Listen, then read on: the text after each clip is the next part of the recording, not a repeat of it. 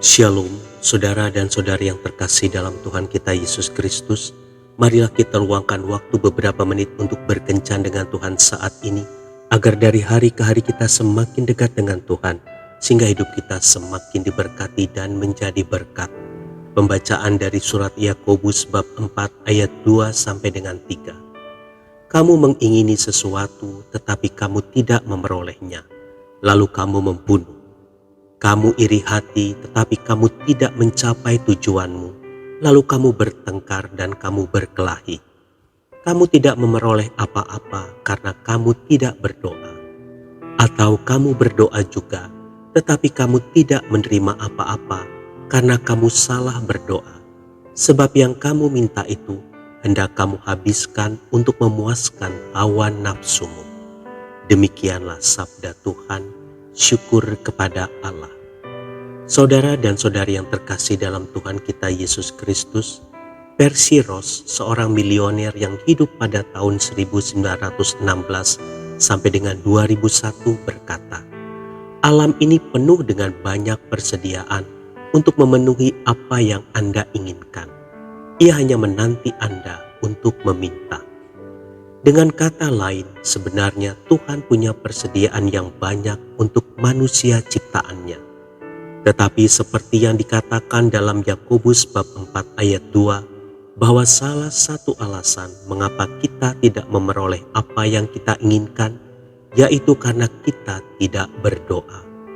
Yesus pernah berkata kepada murid-muridnya, mintalah maka akan diberikan kepadamu, carilah maka kamu akan mendapat, ketoklah maka pintu akan dibukakan bagimu.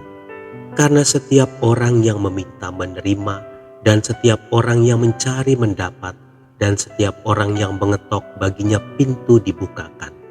Lukas bab 11 ayat 9 sampai dengan 10.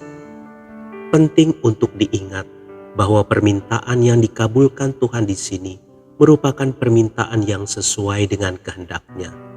Sehubungan dengan meminta, Yesus berkata bahwa apa yang kita minta dalam namanya, maka Ia akan melakukannya.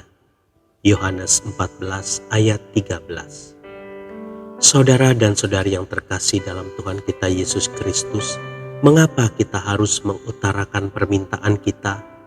Pertama, mengutarakan permintaan kepada Tuhan menunjukkan ketergantungan kita kepadanya. Tuhan kita berkuasa dan Dia tahu persis apa yang kita butuhkan. Banyak hal yang bahkan Dia berikan tanpa kita minta. Namun ada bagian-bagian tertentu yang akan kita peroleh hanya jika kita memintanya. Selain itu, kita tidak tahu dari mana datangnya apa yang kita terima jika kita tidak pernah memintanya. Ketika kita menerima apa yang kita minta, kita tahu bahwa Tuhan mengabulkan permintaan kita. Kedua, menunjukkan keyakinan kita pada kasih-Nya.